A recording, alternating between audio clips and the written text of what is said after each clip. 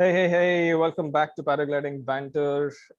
Thank you so much for all the feedback and support that you've shown the previous episodes, and especially the one with Russell Ogden. It's just gone ballistic, and I'm happy that everyone enjoyed it.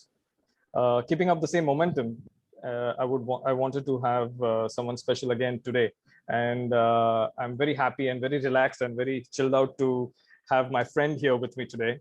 And I'll have to do a little bit of extended explanation or introduction about him. He's a software engineer by software consultant and an IT engineer from Bombay.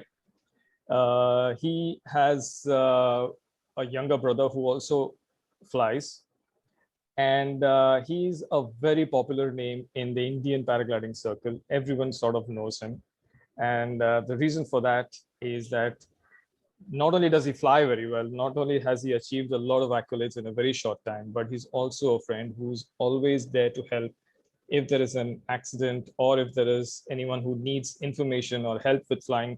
He's always there. He's the number one guy that everyone goes to. There are, of course, other guys, but he's always present. Let's talk about his flying achievements. He started flying when he was in 2012. In 2012, I was 4 years into flying, and I thought I was his senior at that time. And the thing that I really know about or remember about him is that my daughter used to be accompanying me to the flying school at that time, and he and my daughter used to play temple run, and I used to wonder, well, who's this guy playing temple run with a kid? And I thought, this guy's I may have to teach him a lot of things about flying, and we did do that. He started flying with us, and we were his seniors. He had a bike accident a year later, and he got delayed in flying, so he came back in 2015 when he got his own wing, and he joined us for a thermaling trip, I think, a thermaling class in beer billing. After that time, I don't think he's ever turned back. We used to actually make fun of him in beer because we would take off and not even cross the first finger, and we would land. And this guy used to be up in the air, hanging around in the house thermal, just wouldn't come back. He used to fly for 4 hours, 5 hours, hanging there, going up, coming down. I used to wonder what's wrong with this guy, and we might have to talk to him. But then he really showed what he was made up of. Some of his achievements are he is part of the X-YPR, which is the X-Pyrenees, a 7-day competition, 500 kilometers going from west coast of Spain, of the Pyrenees range, to the east coast of Pyrenees. He's a regular 100-kilometer guy in Beer. 100 kilometers is just normal. He stopped counting now. His longest flight has been 192 kilometers. He's flown to Manali about 4-5 times. He's had one flight where he's come back from Kulu Valley, which is close to Manali. He has organized competitions along with other people in Panchgani and Beer. He's organized several FAI CAT 2 XC competitions and one PWC. He also started the Indian XC contest to give the pilots over here a platform. He's also, like I said, he was the key person to help and organize rescue for a friend of ours who went missing in the Beer Hills this Jan. Sadly, we still haven't recovered him, but he was part of all the efforts that went in, massive efforts to help him. So he's a great friend. So help me welcome Alok Mihani to Paragliding Banter. Alok, that was a long introduction. Thanks a lot, Sajid. And Thanks a lot. I'm really happy for you to join Paragliding Banter, and welcome. Thanks a lot, Sajid. It's a pleasure. It's a pleasure to be part of this banter, honestly, and it has been helping the pilots for in such multi-dimensional ways. I would say that it's a pleasure to be part of it. No, man, thanks a lot for coming. And honestly, I have to tell you this, that when in 2012 we saw you fly, and we never expected you to be a person who has exceedingly done well exceedingly, and you've in a very short span of time. We are still learning, other things that you have already mastered. Um in the last beer trip that I had, you were the one who was trying to help me and explain how tables have turned. At one point of time, I was trying to teach you how to thermal in Kamshet, and here we are. I'm asking you, and you're helping me out, and it's just incredible. Do you really understand what you've done in a very short span of time? Uh, I don't know. I think there's a lot to do as well. It has just been an organic growth. I could say that I have not been misguided through through whoever came, through who were the senior pilots who were with me around that time. I have not been misguided, and I had always been uh, the true north has always been shown to me, and I could really differentiate between what is a good advice, what is a bad advice, and that has helped in the growth. Honestly, I still remember when after our first trip in Beer in 2015, a lot. I don't know if you still remember that part, where that you and I were sitting at the bonfire. I mean, having our own fun. But you also mentioned it to me how flying in Kamshet is different than flying at Beer. You know what I should be careful about when once I go back from this trip. Yeah. Right. And it was just about application of these advices all the while, how to keep yourself safe in the journey, and keep pushing your limits with the in that frame, in between, that you don't take too much risk or you don't be too conservative as well. The comfortable envelope that we should be in. I remember this because we have a picture of that, and it recently Okay. came up, and you reminded me of this. Yeah, so that's been really incredible for me also, Alok. Really, honestly, to speak about this, it's been a big lesson in knowing that you can plan your own growth. Is what I've really learned from you. You can decide how fast you want to learn, how slow you want to learn. One big factor in this, which not many people really talk about, is the family situation. You are single. You also work in a job which allows you to move from, work from any destination. For that, for example, you can work from Beer, you can work from Kamsher, you can work from your home base in Bangalore or Nagpur. But there are people like me who have a fixed job, a day job, and we sort of are unable to take out as much time as we can. But that's not the reason why we can take away any credit from you. You have truly shown and mastered in what 6 years what you can do if you really apply your brains to it. So kudos to you on that, my friend. What I want to really know from you now is, why do you fly? What has been the hook for you? Pretty difficult question to answer, honestly. But one of the things that right now, why I started flying was altogether a different thing. But why I fly right now is to be part of the community. I mean, I just like to be around with so many diversified people. You have people from Bollywood, you have people from different industries. Otherwise, I would have been just an engineer, or being around people who do the same style of work. But in this field, I mean, there have been people from all around, and it made my experience so much more enriching to be part of this sport. And now I just come here for the experience of it. Yeah. That's what happens, isn't it? That we tend to lose out all the other friends, and our only friends become the pilots because we tend to speak about flying all the time. Slowly, the other friends just fade away. Like, what are you guys talking about? I tried to keep a balance there as well, but yeah. But yeah, that's the more triggering factor. That's where I'm hooked on to right now. Yeah, what flying per se does it to me is, yes, I get to execute things that I really want to execute with my application of knowledge. And every time I see a challenge and I would like to solve it, then I would like to solve it in my own ways, whatever ways I have devised for it. Yeah. So, and having that freedom to apply your knowledge every now and then. Right. And that kind of experimentation which is allowed here, that gives me a little bit So of the freedom to satisfaction. express, freedom Yeah. to utilize creativity Yeah. to be, to sort your own problems. What do you Yeah. fly, Alok? What all have you flown, and what's your current kit?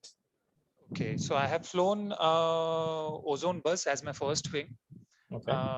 Then in 2015, 2016, I flew Ozone bus, and then 2017 to 2018, I flew Advanced IOTA. 2018 till now, I've been flying Nova sector. So your wing is pretty popular. Everyone looks out for your wing, and so Nova sector is a ENC. C. It's a, And what harness do you have? I have advanced lightness, And one reserve or two reserve? one reserve. One reserve. I have two reserves because of two different harnesses, but I use one reserve One at a time. reserve, right? And currently, you're now based in Beer for a long time, or have you come back For the to? time being. Yeah, not Okay. yet. I plan to go by end of this month, but right now in Beer. Yeah. Okay. And you've been in Beer ever since you came to help with the rescue back in Jan, Yes. and you've been there. Okay, cool. Uh, you also send a lot of videos across on all our WhatsApp groups, and that really motivates us to fly, to get back to Beer. And what you really said about flying for the community is what I also totally live by. And when I come to Beer, it's a completely different atmosphere for me. I just love it. Yeah. Be it Beer or be it Kamshet, when you go there to recently, someone asked me a question. Avi asked me a question. We were having a chat, and he asked me, "What's your draw for flying? Why do you fly?" I said, "The social interaction. That's my first draw. Flying is of course there, but it starts with the excitement starts because, oh my God, I'm going to meet my friends. We're going to discuss this. We're going to do that. We're going to fly here together. We're going to do this." Flying is definitely the main thing. But you're right. Socially, it makes a lot of difference. And also, don't you think it is the exchange of ideas and thoughts about flying? Because Yes, we it continuously is. seem to be talking about it. Yeah, and if you start digging into stories of different pilots, you would see what kind of challenges that they have gone through. You Right. have seen a different Right. life. You have seen a different journey, but they have their own challenges. And then once you see how people have overcome their own challenges, and it's so inspiring for me to be Could part you of this community. could Yeah. you give an example, like any challenge in B that you felt and then you went and maybe a top landing or any example that you can come up with? I mean, I could give examples of others as well. Yeah. I mean, I know what I did, but from others' perspective, one of the pilots, he has motion sickness. Okay, one of the Oh. really and Kalyan. Okay, Kalyan Ratkonda. One of the he has motion sickness. Now, Okay. every time he flies, every time he thermals, he vomits. Oh. Yeah. He pukes. And not every time I would say, but a lot of times. Yeah, but that's really uncomfortable, right? That's Yeah, really and sad.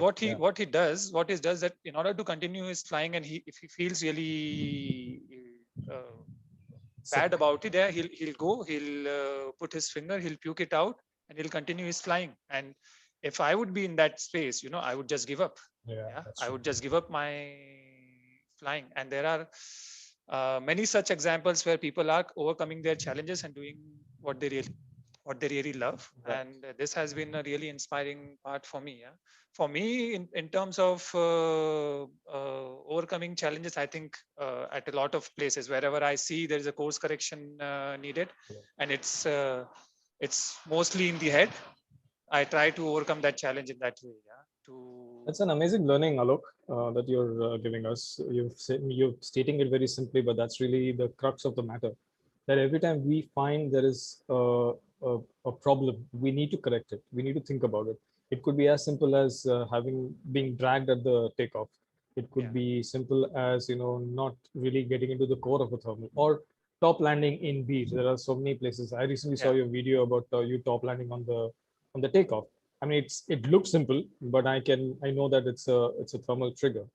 And I remember once, I think in 2015 or 16, I did a course with Deep, or maybe even earlier, I'm not sure. And my radio conked off, and I was thermaling over the takeoff, and I thought, okay, my radio is conked off. Let me just land, and I tried to land on the takeoff, And I came down very low, made 2-3 passes, and Debu kept saying, "What are you doing? What are you doing, Sajid?" And I couldn't reply because my radio was couldn't transmit. And finally, he said, "Listen, if you're thinking of top landing over here, I wouldn't advise it because this is a thermal trigger. Go away from here." So very sadly, I had to go and land down. But I saw your video recently landing over there. Many attempts that you made and landed successfully and took off. That really made me think like, look how things have changed. And these are the small things we need to learn. You might be thermaling, but these small course corrections, like you say, that really add up, don't they? To make you the pilot that you are. And I think most of the people who come and fly there who've achieved a lot of things, nobody's suddenly become great. They have actually added a little bit, learned from others and moved on. Yeah. Yeah. You have examples of our Indian pilots or any other pilot for that matter? Yeah, I mean, the best way would be on how I approach certain things. So, right. Because that's how I would be able to, I do study some pilots, but the application has come through my own journey as well. So let's say you have a high goal. I mean, any goal for that matter. For me, it started with the hike and fly races. Yeah. Right. And hike and fly races, you want to do, okay, you have to be you have to be a good pilot. B, you have to be a good athlete as well. Right. And in between, you should have certain other qualities such as, okay, you should be able to top land, you should be able to assess when to say yes, when to say no, and things like that. Yeah. And if you are able to look at your high goal, and if you are able to have these small incremental goals in between for yourself, one of these being the top landing, and top landing in different scenarios with high winds, with less winds. So all these are incremental goals. Yeah. If you drill it down to this way and you have a causal relationship to your high goal, it's a lot more easier to be able to justify what you are doing and how much amount of risk you are willing to take to be able to learn these things, where it will end up to. And it's a highly productive exercise in this fashion if you try to approach. And that's how I also went about realizing, okay, if I have a high goal, if I want to do these hike and fly races, what are the things that I would have to do? Yeah, where should I focus? Which is of the higher priority, which is of the low. Slowly you realize all of them have equal priority, because you could mess up anytime. That's right. Anywhere at anything. That's a very valid point. Yeah. So, but within your framework of understanding at that time, you also act as per your understanding of the subject. Yeah, within your framework of understanding, and you also have to keep course correcting your understanding on the subject as well. I mean, what you really define, what it needs to be done at that point in time. No, so dividing your goals into these incremental goals and then rewarding yourself for it, that makes a lot of difference. That has been the approach. Yeah. For example, let's say that last October we all landed on Hobbiton.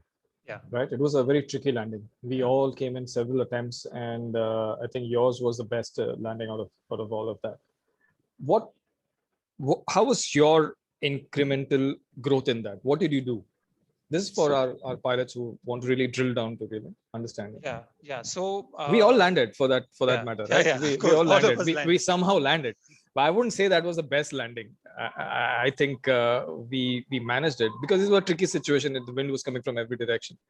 But to learn, what would you suggest, or how did you do it? Yeah, I mean, the landing to look on that day was Clint's landing. Honestly, he was better. He had a right. Clint also did a fantastic. He had the cleanest of the landing on that day.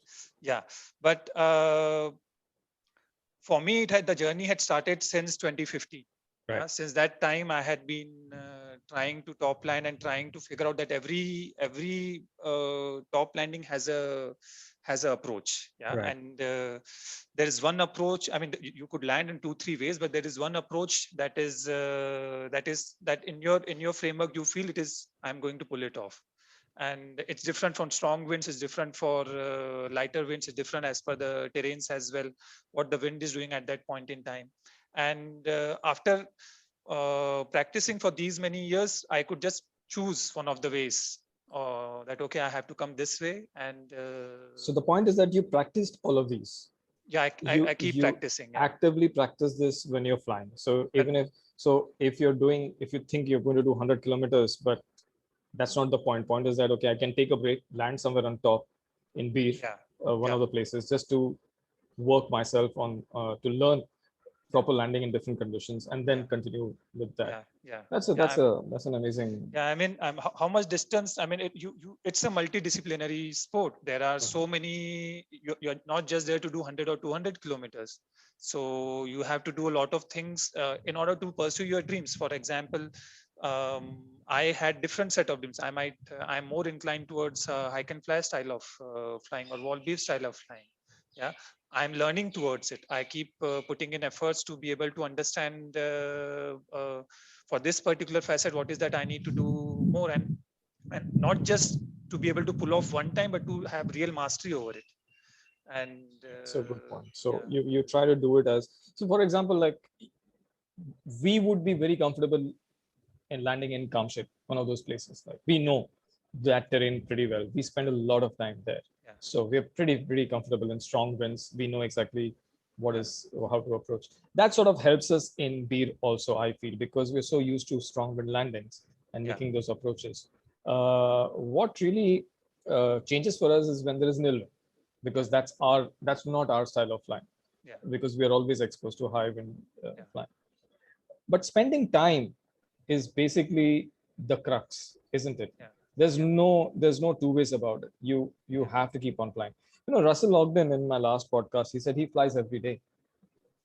And then he says, there are times when I go in the air and I'm thinking, oh my God, I don't want to be in this air. Like every day, like, okay, he might be taking a 2.5 weeks break for his holidays. And he says, when I come back after 2.5 weeks, I still feeling a little jittery. Now, this is a person who flies almost every day of the year and he's still feeling jittery. We can imagine that we take a monsoon break. We don't fly as much. We fly probably on a weekend. So the amount of learning that is still there is huge. You can never be complacent about this. Pilots have to really understand that you might make 2 or 3 good landings, but there's always a challenge. There's always, like you said, I want to apply it in every situation. I should be able to master that in every situation. Yeah. So I want to ask a very important question on your growth, and that is basically the risk and reward, right? The growth that you've got has been phenomenal, as we spoke, but also, like I've said in my podcast a few times in last few episodes, is obviously you can't gain anything without stepping out slightly of your comfort zone. If you're always in the comfort zone, you'll never grow. If you overdo it, there is a safety risk. So now you got to play between, like, initially you said that envelope that we were talking about. Yeah. So there is an envelope in which you know that, okay, this is my comfort, this is my zone, this is my competency, but I want to grow here. Like you said, you want to go in those 2-3 approaches you want to make, you want to grow. For that, you have to go out of your comfort zone and take a risk, which is a risky thing to do. So people do take a little longer time, but you have really used that optimally to grow very quickly. What has been your thought process on the risk versus reward? It's a deep question, I know. Yeah. So I would also like to go how it started for me. Yeah. Okay. I mean, how do we really define risk? It is the number of unlikely events multiplied by the consequence. Yeah. If the consequences can be too high, then you take your judgment I mean accordingly. Yeah. Okay. Based on that. And as long as within my rules, if the risk is finite and reward is also finite, it made sense.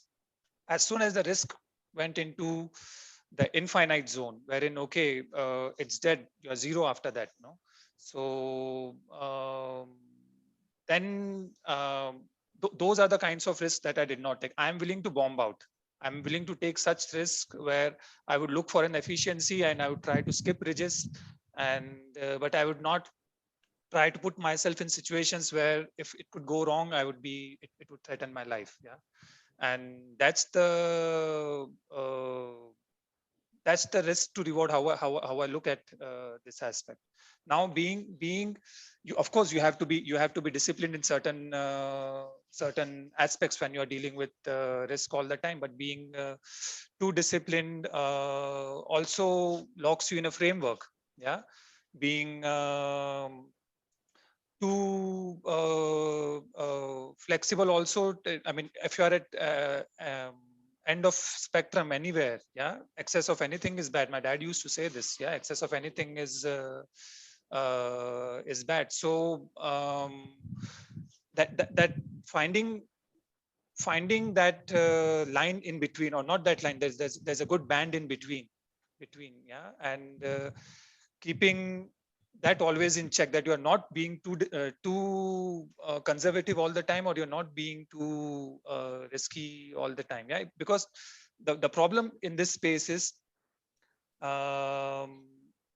initially when people start, you'll see a lot of them are taking too much risk, or they are being too conservative as well. Yeah, both ways is possible. So let's take an example. If the person is taking too much risk, you would see that the person is also getting rewarded accordingly. For high risk, they're also getting high rewards. They are doing things which their friends who they started learning with are not able to do.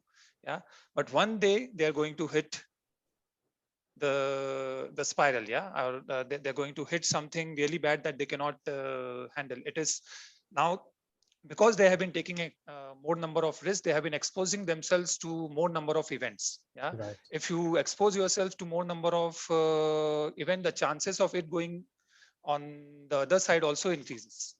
And as long as you have awareness of that, if I'm not taking any risk as well, this is bad, because then there's no growth. Correct. I mean, That's what we're there's talking a about. Yeah. that's the Yeah. problem. So another way of doing it is that, okay, every now and then you give yourself a challenge. Yeah, be mindful of your challenge. I mean, don't take life risk, but give Correct. yourself a Yeah. challenge and come Yeah. back again to the optimal line. Because what we don't realize, that we need a sustainable way to be in this sport. Yeah, Right. if we don't have a sustainable system to be in this sport, it just if you stay long enough in this sport, you will see that sports automatically become safer. Yeah, Correct. Correct. you just need to have a sustainable mechanism with you You that need to takes be in care. that band, like you rightly Yeah, said. It is not a line; it's a band. yeah, it's a There is band. there Yeah, is there so is room. There's there is room to play. there's always a lot of room to play in how you Yeah. train your mind in that space. I mean, So, Alok, let me just stop you a little bit here. Please keep your line of thought ready. But there are a lot of golden words said right now by you.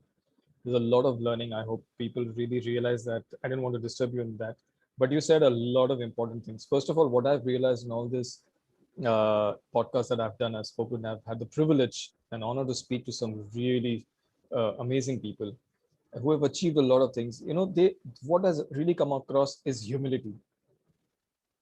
Humility has been the first thing that has come across to me.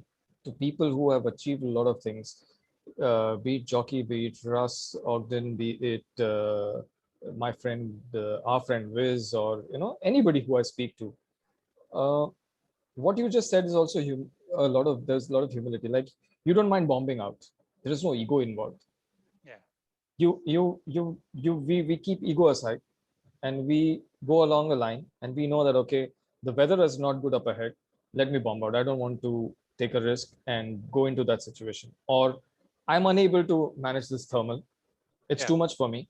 I want yeah, to get out. My friends are doing it. He's climbing, but I'm not comfortable. It's all right. I can say that I chickened out, or I didn't like it. I was not comfortable. As long as I'm not comfortable, and the group also does not make fun of you, is what I've realized. yeah, They say it's okay, man. You be in your, that support is very important. So what you are saying is that there is a room to play both in the taking the risk and learning versus staying in your comfort zone and taking a better call. Yeah. Now, that is something that you as a pilot need to know what is your strength and what is your weakness. Everyone's limit is different. Everyone's level of risk definition is also different. So yeah. Correct. So that's the main point. So if there are 5 friends going and one guy is thermaling and going into 5-meter and 8-meter thermals and is comfortable with it, does not mean that you have to do the same thing. Yeah. You have to fly in what's comfortable. Maybe you fly on the outer side of the thermal. If somebody who's gone ahead and taken a risk, you don't really need to do 100 kilometers, for example, because other people have done it. But if you can do it slowly and surely without taking too much risk, maybe you should do that. So yeah, that's a very valid point, Alok. That actually shows how maturely you have grown in your flying. I mean, it's simple enough. I mean, like we said, since each person limit is different, we have to fall back to the process that we talked about. That okay, we have to learn to be in the band, but how do we stay in the band? How do we push ourselves to the limits and again pull back and adjust for the sustainable environment? So every now and then we create a framework for ourselves. We work with that framework as long as it works, and then we try to push, and then we see that we might have to change our framework a little. Yeah, we have to be open about changing our styles of flying. So be honest to yourself. Be honest about your flying. Don't show off. Don't think about records. So I think that's important to be on the safer side. Yeah. I mean, the adventure is not by copying others. It's just being truthful to yourself, and you see how it manifests itself. If you stay true to your flying, and you automatically will have different ideas that no one has even thought of, and you want to execute it because, and maybe it's just randomly different. It's not a 200-kilometer flight. It's just a small triangle which no one has flown. Right. So then ultimately you should fly for the joy of flying, not for anything else, not to prove anything, or not to just for the feel. Cool. The follow-up question on this is then, when have you faced fear, and what has been your reaction? Because what happens is, a lot of people, the younger pilots, feel that we don't feel fear. I've heard this from Jockey. I've heard this from Russ. I've heard this from Dr. Matt. I've heard this from Kinga. Fear is common. It's good to feel fear. But so you tell me about you. Okay, I haven't heard to those podcasts. I'm sorry, Sajid. So I do not know what the wise people before me Not only my podcast, but generally if you hear them outside, they always say that there is fear. They accept it, which is amazing. Yeah. So I also see fear and feel fear all the time. Yeah, it's not that there's no fear involved. It's what I have learned, the tools to handle this fear. Oh, that's good. Tell us about that. So let's say, I mean, it all comes down to the awareness of your thoughts, awareness of your emotions, awareness of your body, and awareness of these surroundings. Yeah. And as we become more and more aware, we can more we can facilitate more clear thinking. We can facilitate more creative thinking. We can finely tune our decision making a little bit, and you see you have more time to take a particular decision. You don't have to have a knee-jerk reaction to it. So the moment you start getting afraid, you don't have to go to the end of it. Let's say, I mean, it's you don't have to hit the panic button right away. It's going to, because you are more aware of all of your surroundings, it's going to take time till the time I reach the panic button. Yeah. And so change. It's fight or flight. So you're, instead of the flight, you're choosing fight, but slowly. But slowly. I mean, the more you become aware of, the more information you have, and the more information you're able to process as a consequence of it. Yeah. By having more consciousness, by having more awareness, it just helps. Yeah. I mean, it helps. For example, when did you feel fear, or what do you remember last? As early as last flight itself. Yeah. and I was flying over the taller wall. Yeah, Right. I hit a strong thermal very close to the wall. I was just surfing around. You know, I Right. was flying We saw close that to it. video. Yeah, I was just surfing around, and there was it looked funny to me already, that particular area, that I Right. shouldn't be going. Now I did not listen to my own instincts. I should have gone around it, but I still tried to go because I felt maybe I'll just skim over it. Yeah, skim through it. And the glider did not collapse. Yeah, it just shook me here and there. But since I was close to the wall, it amplified. In my head, it Right. amplified. Yeah. Right. And then really talking to yourself and understanding, okay, is the fear real in this space, or I'm just amplifying it in my head? And yeah, I could calm myself down in few seconds, realizing, okay, it's not really, I mean, it's the danger was not really there. Yeah, it was just a chemical reaction in my head that had happened. Yeah. Okay. So And you to be able to talk to yeah, yourself. to be able to analyze what is a real fear, what is not a real fear. And the brain doesn't understand that much. The brain just relates to Reacts. reacts to the feeling or the emotions that you have. Yeah. That's a good point. So you need to think, when you feel fear, you need to really think, how real is it? Is it going to affect me in the next Yeah, whether it has immediate? whether it has already Yeah, happened, it is in the past, or it is going to stay like continue. this. Yeah, Yeah, if it's going continue to like this. continue, then we need to take corrective action. If it Yeah, is then you have to gone, take. Yeah, yeah, correct. Yeah, yeah. So that's this could correct. also be in a thermal, like you're going and suddenly you hit a thermal which is very strong, Yeah, and some new pilots are not used to it, and yeah, you suddenly feel fear. What the hell is happening? What's happening to my glider? Why is it, getting sucked in? yeah, But then when you realize that you establish in thermal, it's climbing. It's cool. Stronger yeah, the better.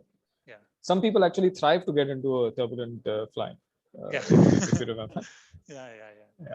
It's Good. they want that agility. They want that Yeah. reaction. Yeah, That's it's fun. Yeah. to each its own. No.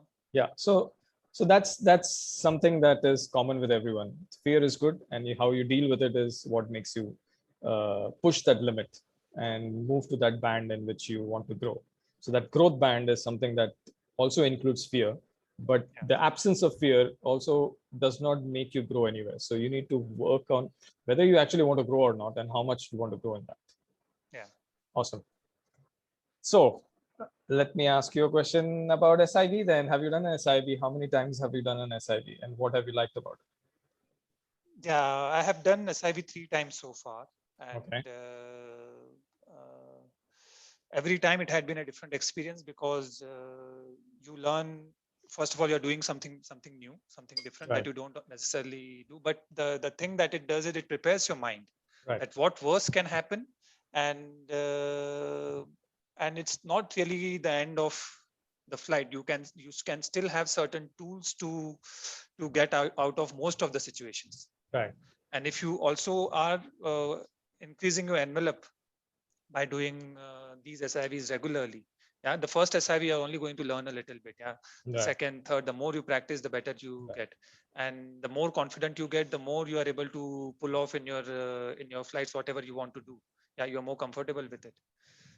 You know what worse can happen, and what are the ways to get out of it.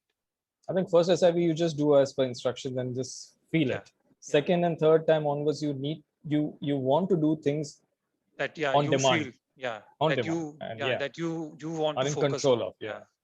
So SIV really builds your confidence. Yeah. Awesome. Back mountains. Let's talk about back mountains.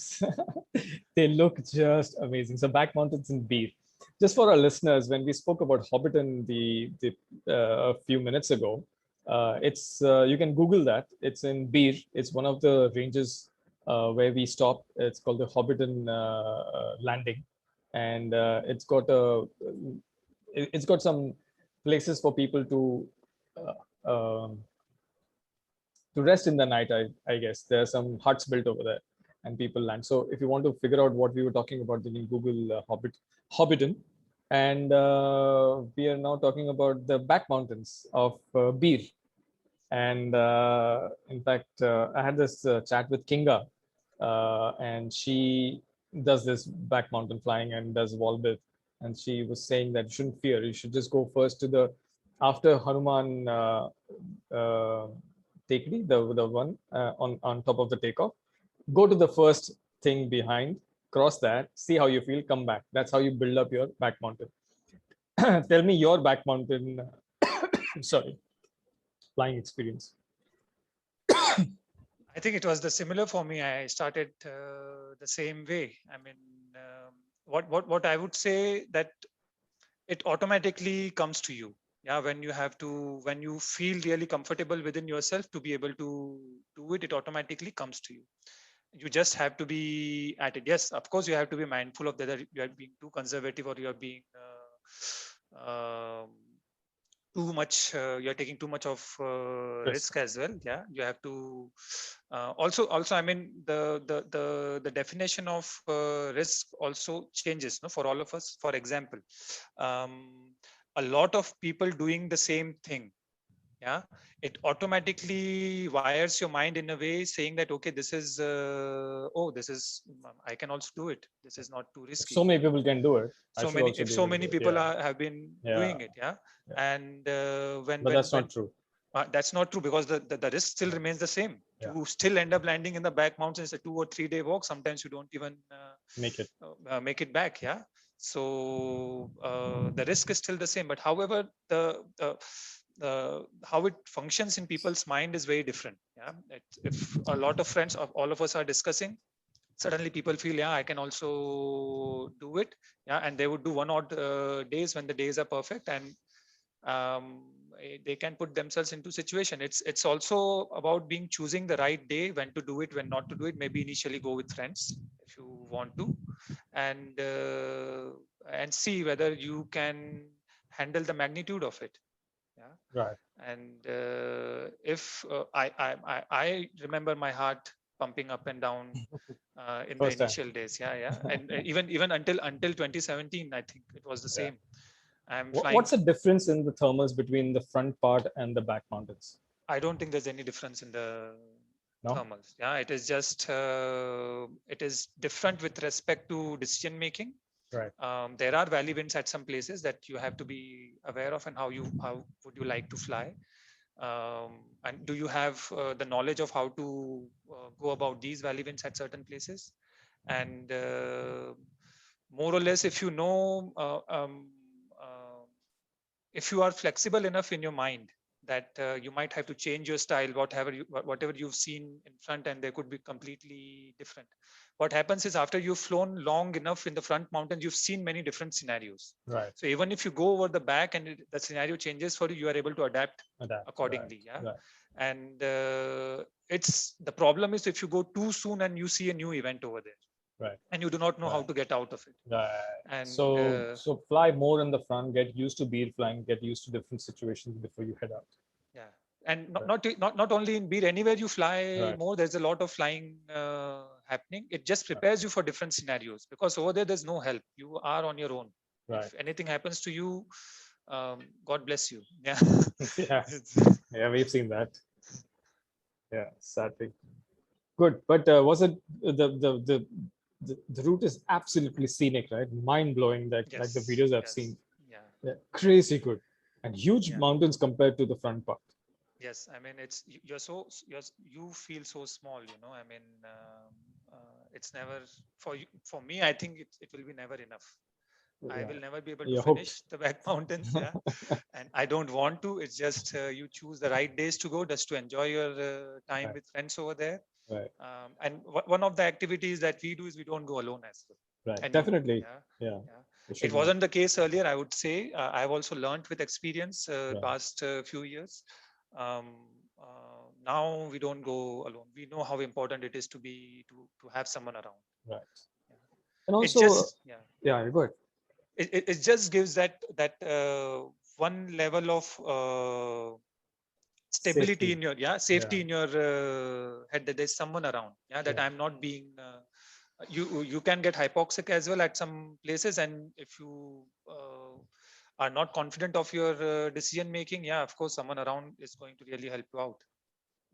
So just this looking at the glider. So this chat I had with Dr. Matt Wilkes, which I think you should hear, he speaks about being hypoxic.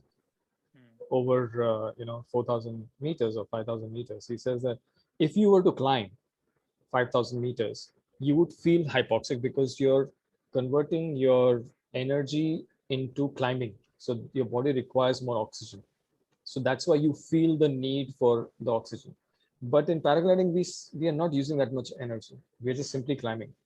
And we don't realize we're going hypoxic because we're not expending that amount of energy. But when we get into feeling cold at that height, the energy now starts getting sapped in keeping us warm, and that's when you get hypoxic.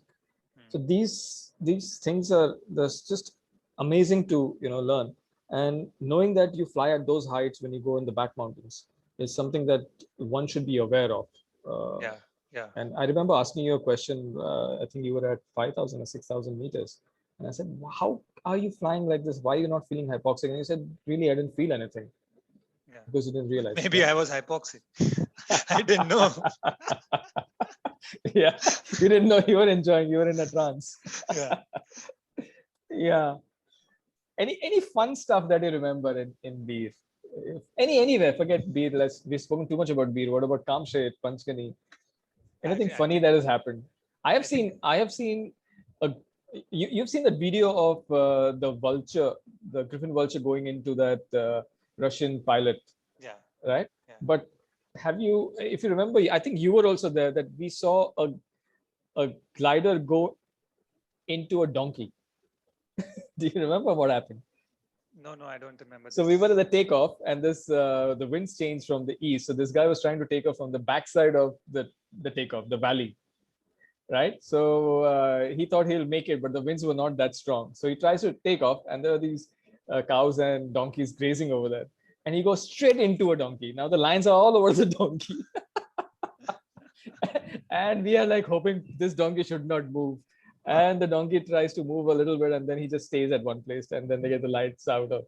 So I've never seen a glider go into a donkey. That was a first for me.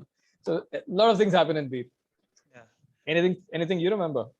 That too many. Every flight is fun, honestly. I mean, the part of my flying right now is also team flying. That Right. We bring people along and we fly together. I mean, people who really you can trust on, that Right. they will have your back, and then you could Right. trust them, and they would take decisions that not only are good for them, not only good for them, but good for you as well. So trying to inculcate that kind of culture amongst That's right. amongst all the Pilots. yeah. Right. And it's not just about X contest flights or beer Right. or beer and pizza. You have to be able to discuss the ideas that are Right. hard to articulate, then also personal experiences that are hard to articulate. It can only happen with the relationship that you built with the with the So people. you're saying Yeah? socializing is important. Getting to know people is important. Yeah, and it just keeps the sport overall much more safer and much more pleasurable. By Yeah? sharing. That's Yeah. a very good point, man. So anyhow, coming back to the fun part. So there are lots of fun stories because we fly together, and Right. there are people who keep doing funny things in the air. One of the most one of the funniest things that I remember is Wiz asking you, yeah, Yeah. not to don't follow that bird. That bird doesn't know how to fly. I know we were all laughing all all out because of that statement that the Yeah. bird doesn't know how to fly. Okay, in his context, he explains is why he said that. But Yeah. Yeah. I mean, out of the blue, this voice on the radio happens, and he says, "Sergeant, don't follow that bird. He does not know how to fly." And I'm like, "What? How did you know? Where are you?" It's way up there, and he's looking around. And that's the other good thing, right? You look around for your friends, even though. and it's Yeah. it's a contrast to what opinion people have been giving you. I mean, you follow the bird whenever you see, okay, you climb around the bird, something like that. You see a bird climbing better, than you go to that, and Wiz catches it, and he says, "Don't fall." And we are like, okay, Baba has come. Yeah, Baba has come. Yeah, I mean, and the banter that goes on the radio, that's absolutely funny. That's the most funniest part for me. I mean, I remember sometime. I mean, I also, if you are stressed a little bit, having such lightful conversations in between. Yeah, it helps. Yeah. Are, I also remember fun. Viz telling you in his own particular way, Alok, I'm above you. You might want to move away or you will get wet. You wanted to pee. So, so you had to move out of that. I remember. Even I moved out, even though I was not over there. I just said, let me just move out from here.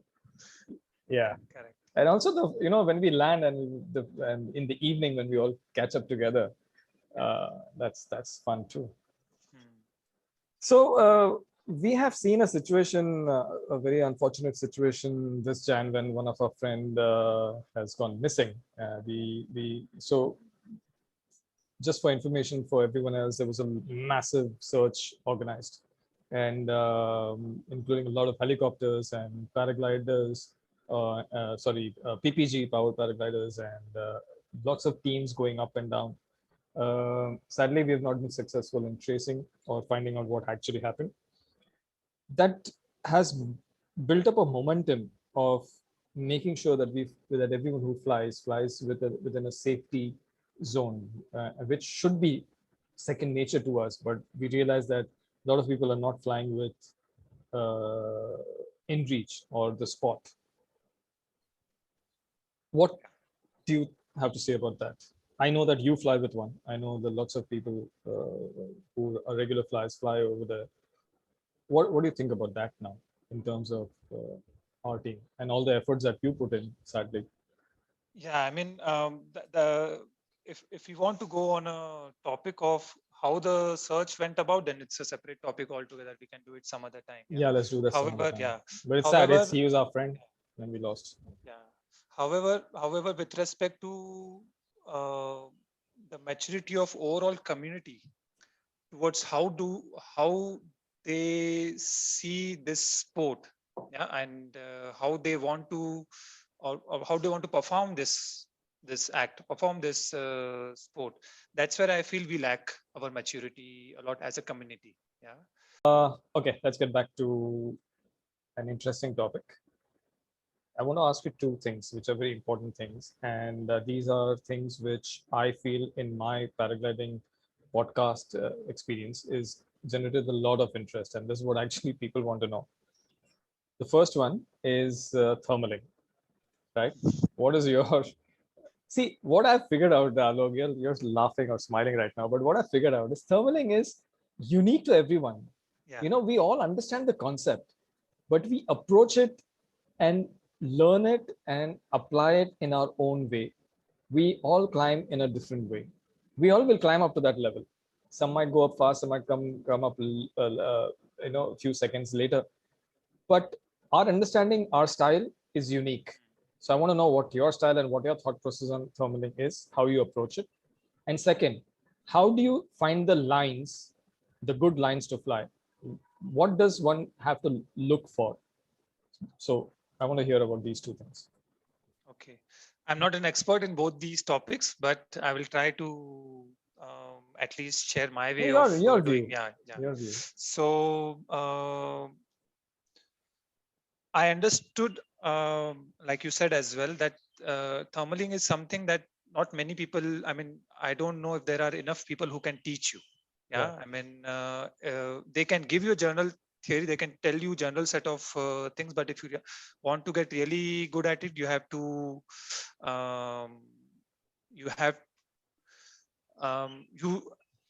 practice it yourself. You have to use your own intelligence to it. You have to have your own consciousness to it, and then you develop your understanding about thermaling, right?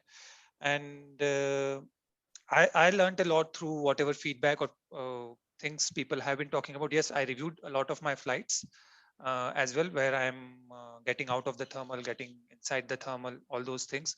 But eventually did not make any sense to me. It was just over analysis. Yeah. Right. Bringing it down to the simplest form, that you stay in the strongest part of lift in whatever ways you can. Yeah. Maybe you take a circle, maybe you take oval shaped circles, maybe you just do quarter circles every time to be in the best part of the lift. To be able to correct yourself and being in the best part of the lift has been is what I try to do all the time. And I think what it comes down to is an innate internal feeling when you hear your vario go beep beep beep beep beep in a stronger way, and you know that okay, I have spent 3 seconds in this stronger part. There could be more up ahead. Let me turn now to remain back in this three.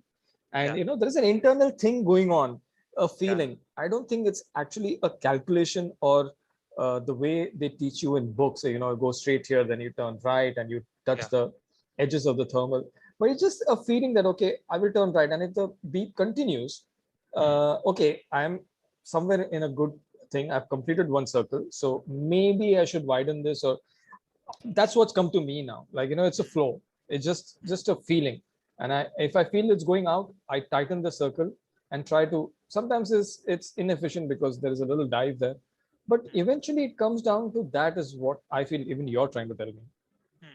Yeah, I mean, so a lot of it now it has become intuitive. How does it? How does an intuition come in by a lot of experience? Right. So the process for me has changed a lot now. I mean, whenever I take off, I would start assessing the thermal right away, and keep course correcting my understanding of what the day is doing through the day. So you develop one understanding, then you execute accordingly. After some time, or after you cross few ridges, you see the conditions have changed. Now the thumbling style has to change. In Panchgani, there are blue days and you are hitting the inversion. You do not know whether you've came out of the thermal or you hit the inversion. So it takes 2 or 3 attempts just to realize, okay, this is what I have now hit the inversion. Now, in order to break this, I have to really find a strong core. Otherwise I'm not able to break this. And now these trainings have helped develop to look for the strong core as fast as possible already now. Right. And for me, the style has changed by assessing the thermal in every circle as well. Okay. And I try to maximize every circle now.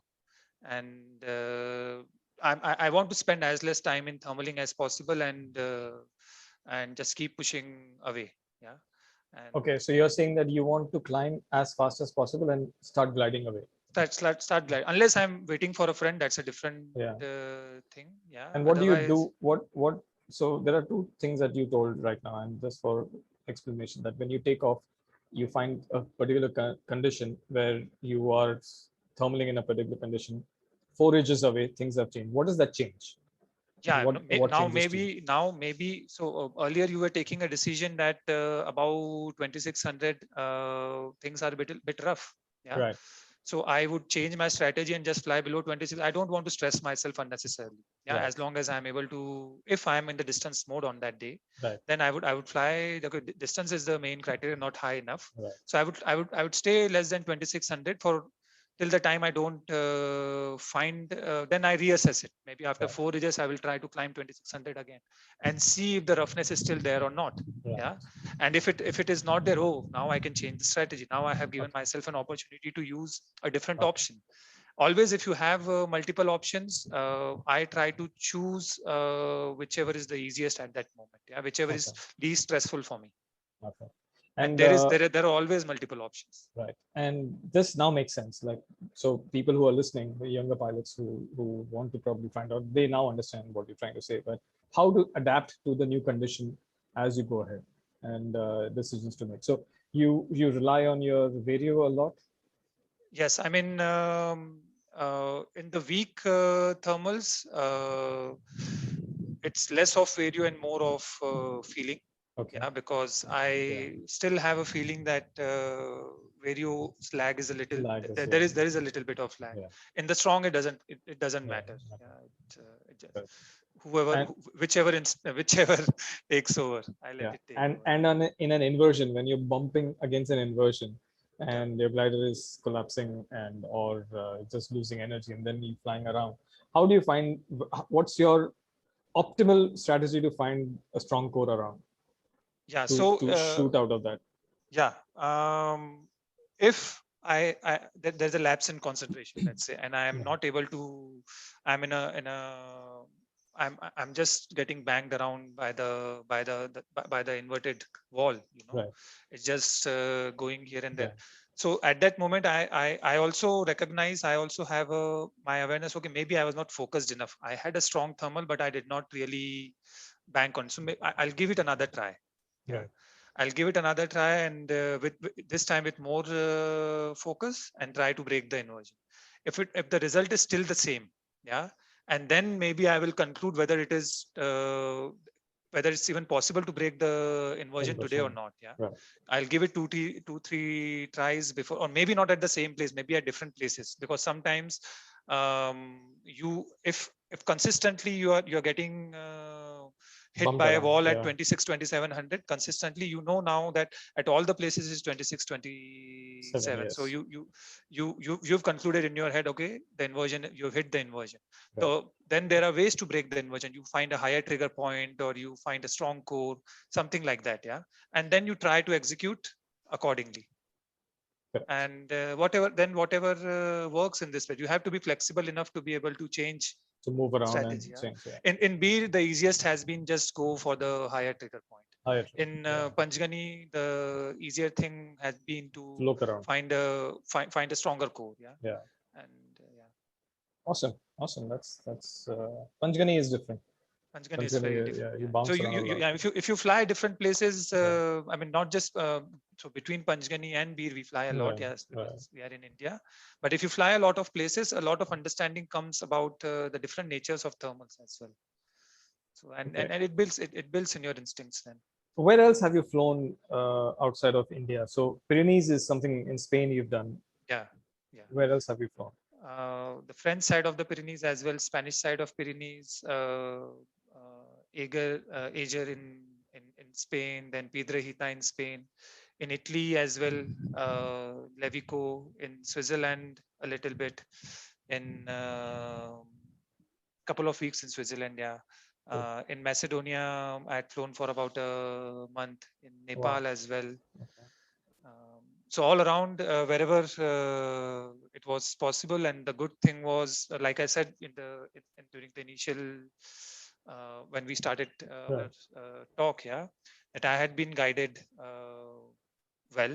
I had not been misguided for it during all these competitions. Wiz was around, or all these places, not all of these, but maybe 90% of the places Wiz was around. So I always had a person who was better than me around me, and who I could discuss things. You know how he is, yeah. But there is always wisdom in his words, yeah. And you just latch on to that. Other Just things dissed you him ignore. and yeah, I agree. Sweetheart. We are talking about Vistas Kharas, who's also has had 2 podcasts on over here, 2 episodes. He's our common friend, and he's been guiding us and helping us, and he's a great pilot. That's who you're talking about, just for the listeners. So for me, his presence, the mere presence of a pilot who has a sane understanding on the subject. Right. I wouldn't say he was the best pilot at that time when we started flying together, but he had a sane understanding on the subject, and his approach where how to stay between not to be too conservative, not to take too much risk, how to be in that in between band range. that we spoke about, yeah. So we had a lot to learn from him in that space. Yeah, for me, he has and been. how has been the flying in these places compared to India? What would be your first thought on the flying? Is it the same? Is it different? Yeah, so flying, basically, enjoying flying at these different places has always been different. It had been a different enjoyment every time. Yeah, in Piedrahita, I flew differently. In Macedonia, although both are same flight length time, but I've flown completely differently there in both the areas. Yeah, in Switzerland, I flew very differently. I mean, initial couple of days I struggled because I was struggling with the valley winds, and then I had to put things together. Yeah, I was also frustrated on how to really go about these valley winds. I do not want to get stuck into valley wind one more time. Yeah, and the problem that I had was at that time that I'm trying to mimic others. Yeah, when you Okay. try to mimic others, that's where you really lose your true potential as well. I Right. mean, you're You have not to fly on your. harnessing. Okay. Yeah, you're not harnessing your own skill set. Yeah, Okay. and slowly I realized that I'm not able to apply myself, and that is the root cause of me not able to get out of these flights much. Yeah, Okay. so everywhere whenever I flew, um, the sooner I tried to fly my own style, the sooner it became better for me. Yeah, Better. but you in retrospect, in the hindsight, I'm able to talk about these things, but when you are in the moment, Correct. you behave very Yeah, you differently. don't know. It's hindsight is Yeah, always a clear. There is more yeah, clarity, but that's hindsight. When you're in it and when you're experiencing it and when taking those calls is something that that's different. But yeah, you learn from hindsight and you try to improve the next time. yeah. Is yeah, So every flight had been different in that way. yeah. Okay. Macedonia, Pedrita, you're doing flatland flying. In the Alps in Switzerland, I flew more the way we fly in the Himalayas. Yeah, but more, the more we fly in the back mountains with the valley winds in Right. consideration all the time. Yeah, so just to expose ourselves to these new things that help me, does help you a lot in the overall journey of enjoying everything, because you keep challenging Right.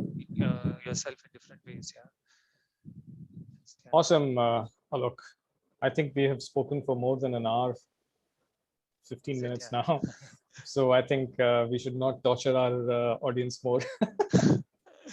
But Okay. I have to ask you one last question before we go, Alok. And this is why we do these podcasts. This is the reason why this is not a commercial podcast. This is a podcast where the guests, whoever it is, be it you or anyone who comes for the community, who we want to improve the global community, just not Indian community, but the global community of flying by sharing information and knowledge. But since we're in India and we can speak on authority about the newer pilots in India, my question to you is the newer pilots who are the P2s or who are going to the club pilots, who are coming and flying with us in B or mostly with you because I'm not there as much as you, or flying with me in Kamshed, what do you want to say about their growth trajectory? What they should look for, how they should fly, what should they train? What, according to you, is the most important thing? What advice would you give them? Just let's just put it at that. And you know what we're talking about. You've seen the amount of accidents we've had in the last 3 months, 4 months in Beer. Uh, Not only accidents, but just the flying style, the growth, the culture, the flying culture, the thought process. So I'll leave it to you. What would be your advice for the younger people? Hmm. The first thing for me would be finding the right mentor. Right Yeah, mentor. Okay. yeah. If we are, we have a right. I mean, it's difficult to find honestly in our community, but because of the geographical challenges that we have. Yeah. But if you find the right mentor during your journey, or if you tag along, find someone who has the right approach or right attitude towards paragliding, yeah, just stick to that person, or keep talking to that person, keep talking your doubts to that person. Yeah, that helps a lot. Yeah, Right. at a personal experiential level, that's where we go wrong in terms of applying the knowledge, and these mentors really help you, or whoever that mentor would be. Yeah, these mentors would really help you um, um, unpuzzle these things in your head on how to apply certain things Hmm. that you see in your theory that you learn in your Correct. How to apply that? yeah, how to apply that, because it's there would be hundreds of people who can give you a theoretical knowledge. It is Right. the application that makes all the difference. Yeah, and application in all different scenarios, in the tricky scenarios, in easy scenarios, in all the scenarios. And that there is no substitute for experience in this space, and it can only be, the gap can only be covered if you talk to the right people. Yeah, so Right. that would be the first thing that comes to my head. Yeah, Good. another thing would be, we talked about it in the a while ago, having um, Safety. the understanding the risk to reward. Yeah. Right. What is the level of, I mean, if there is life risk at stake, I mean, I don't think there is anything that is worth it, any reward Correct. that is worth it, because That's true. usually the amount of risk that we take, the reward is usually not that, if the reward is not that high, and as humans we are more we get more moved by negative emotions than the positive emotions. A lot of good pilots, Right. a new pilots who have come, they've pushed hard, they've seen certain incidents and they've not come back in Right. the sport for the same amount of positive, for the same amount of reward as well. You won't be able to trade off. The negative has a Right. more impact on you than the positive. Yeah, I Right. mean, if you just stick to, if you just understand, okay, this is what is happening as a human psychology to us, and you start taking Right. you start applying in your flying accordingly, taking educated risks. Yeah, I Right. mean, why not? Yeah, that works out. um, be disciplined. Yeah, be disciplined enough to follow certain rules, but flexible enough to transform to the new rules as well. Yeah, Right. this is these are the two fundamental adaptive elements that I would say that enable success in paragliding or Right. any sport. Yeah, that there has to be discipline, but there has to be Right. flexibility on your side to course correct. Yeah, be aware of enthusiasm. Yeah, that's the good Right. point that comes to my head. Enthusiasm is contagious. Yeah. Right. Um, What do you mean by be aware? Do you mean that like an awareness that be enthusiastic and hang around enthusiastic people, or no, no, no. no? Okay. It's be aware would mean Be wary of enthusiasm. most of the problems have not been caused because the person was depressed during the flight. The most of the problems or the accidents have been caused because the person was over enthusiastic in the flight. They did not observe enough number of things, and just they want to do something. Yeah, they want to Yeah. do something more, or they So want to not prove them. realizing their potential or their competency or their capabilities, Yeah, and hitting things because they want to achieve something when they yeah. clearly have I to mean, learn a lot. yeah, Okay. we need people to get filled with enthusiasm, because only then you do the impossible things Right. sometimes. Yeah, there's no Right. simpler way out of it, Right. but it can be disruptive. Yeah, too many Right. people trying to top land, let's say at Hobbiton, Right. without having the out of Skill set. enthusiasm. Okay, you Correct. bring all of them together, but then maybe over enthusiasm caused one of the accidents. It has Right. happened in the last season. Yeah. Maybe, yeah, Someone it someone was broke someone broke their their leg leg. there. Yeah, Yeah. so be aware of Yeah. True. enthusiasm, because it Yeah. is contagious. I mean, Right. you really would like to Right. be part of The group. that group, and Right. it makes you able to cooperate as well within the group. So all these things play a Yeah. role. Yeah. But yeah, just be mindful True. of it. That's a Yeah, very, very important point. Like, the group dynamics really at play yeah, over here. You want to be part of the group, you want to achieve what everyone has done it. But yeah, I think from all the people that we know when who we hang around with and who are on the WhatsApp group, I think no one has got a problem with if someone who's not achieved anything in a group, they've always been supportive and no one has yeah. really looked down upon anyone. So I think our pilot culture or the in the community is pretty strong that way. So yeah, feel free to accept not achieving a goal that day if others are doing it, and if you're not capable of it, like you also said in the start, that you wouldn't mind bombing out if you feel that you're not up to it. Yeah, yeah. And that's an amazing learning.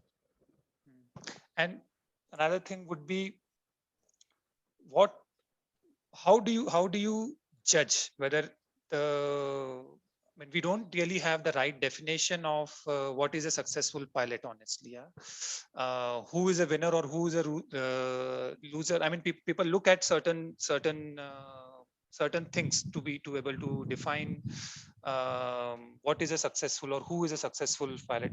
Keep your definitions really right in this. But this is not a, for me, this is not a sport of courage. Yeah, this is a sport of more intelligence and consciousness bringing in together. Very good point. And Very good point. what we've seen, I was part of that, not part of that con, but I was overhearing that conversation wherein people were trying to say, okay, only the 200-kilometer pilots are the I mean, they're good pilots, and a young pilot listening to this conversation now wants to do a 200-kilometer flight As soon as possible, yeah. as soon as possible, yeah, Yeah. in whatever ways they can. I mean, so, and although the pilot had agreed that, okay, no, I'm not flying for the numbers, but you would see that on Back that of the day when, mind, yeah. yeah, on it plays on the back of your mind. Somehow it has played its Yeah. role. Yeah. And Yeah. these definitions have to be really carved out in our heads straight. Right. And we saw pilots doing their 200-kilometer flights in thunderstorms. And Right. it just doesn't make any Doesn't sense. make sense, yeah. And to me, these are not successful pilots. I mean, Yeah. yes, they are the pilots who finished 200 kilometers, Yeah. but not successful pilots. Yeah. Maybe they finish So- it this time. Next time it might not be the. yeah, may not be. I Yeah. mean, It's not worth the risk. Again, yeah, exactly what you okay. were talking about. Yeah. This is not the risk that you want to take. You rather bomb out and fly another day, Yeah, and a safer day. It's Perfect. trying to trying to like I said, over here risk is infinite. Right. The reward is finite. It's just few kilometers added to your Yeah. to your X contest flight, no, Right. but you can die. Yeah, I mean, Yeah. it's just plain foolish to. If Yeah. you see thunderstorm in your vicinity, Yeah. this We- bloody thing can be life threatening, no. Yeah. You We've already seen that. but you can't tell this to a person who has just done his fastest 100-kilometer or 200-kilometer in that in those conditions. Yeah, you can't tell this, so it's a very tricky thing to handle Yeah. within the mindsets of the people. Yeah. But for that matter, have your definition in your head correctly, that what really defines a successful pilot or a good pilot in your head. Build your own framework and go around it. Yeah. My thing is, I agree to everything that you said, and especially the fact that you said this sport is not about courage. It's about intelligence and patience and competence. That's a very valid thing to say. But also in my mind, it's about having fun. Right? Like, why do we care about? Correct. If people, if distance is your ultimate game, then go for it. But go nicely. But at the end of the day, the fun is having a good flight, enjoying your flight, even if it's a short flight, and being able to sit down back, sit with your friends and say, oh man, that was fun. I flew with a bird, or I did this, or, I did some stalls, or I spiraled, and, it's just fun. I mean, that also can be fun. We don't really need to always achieve records like everyone else. Flying is fun. Let's keep it that way. Yeah. I've had really the most fun I ever had when I had people around me. Yeah. Right. I had fun flying with Viz. I had fun flying with Michel from Switzerland. He used to fly with us at Panchgani. Now, okay, it's lockdown, right, so he couldn't come. But I've never laughed enough. We just keep laughing all throughout the flight. Because cracking jokes at each other all the time. Yeah. Same Nice. thing is happening here. A lot of us landing together Nice. just at the golf course, which is 5 kilometers away. But we had such great fun. We are trying to light fire, with we had a photo shoot. Sticks. Yeah, we had a photo shoot, and Clint doing his things. It's such a beautiful. It's such just a beautiful amazing. journey. Yeah, just amazing. So the fun element is always there. I mean, I think we should not lose out on that. Correct. And Have fun. it has to be. It has to be the second nature. Yeah. Awesome. Alok, this has been just fun. It's just like how we would speak after landing and while packing our glider. This chat has been really like that, and very happy for you, Alok. For I've said this many times, but I'm saying this for everyone's information also. And you really have shown us what flying can be, how quick you can grow, and how safely you can do that, and how you support all of us, the community, and always there to help, and always there to support people who are in need, and also teach people when they want to, when they come to you. So really, it's really rewarding to see people like you in the community. And keep up the good work, my friend, and hope to meet you soon. Thanks a lot, Sajid. The pleasure is all mine. Let's have some laughs when we meet again. The community gives back to me a lot. Yeah, awesome. We have to give back to the community, right? So thank you, listeners. Thank you for joining in and listening to this podcast. If you want anyone specific to come join the podcast, please write to me on emailsajid@gmail.com and we'll see if we can get them. If there are any particular topics that you want me to touch upon, any flying styles or techniques or anybody else that you want to hear about, we'll be happy to see if we can get them over. So thank you so much, and I'll see you in the next episode. All the best. Take care. Stay safe. And bye-bye.